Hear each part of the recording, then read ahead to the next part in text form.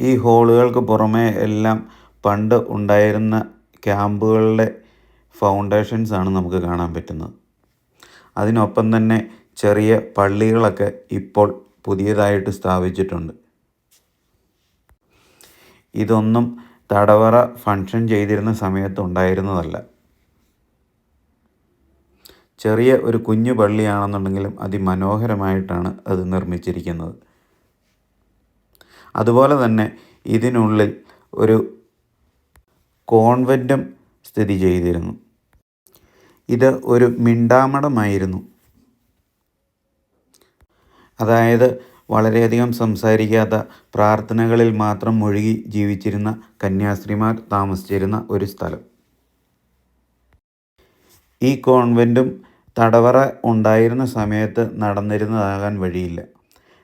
ഞാൻ ഗൂഗിളിൽ സെർച്ച് നോക്കിയിട്ടും ഇതിനെക്കുറിച്ചൊരു കറക്റ്റ് ഇൻഫർമേഷൻ കിട്ടിയില്ല. അപ്പോൾ തടവറയൊക്കെ നശിപ്പിക്കപ്പെട്ടതിന് ശേഷം ഉണ്ടായതാകാനാണ് വഴി.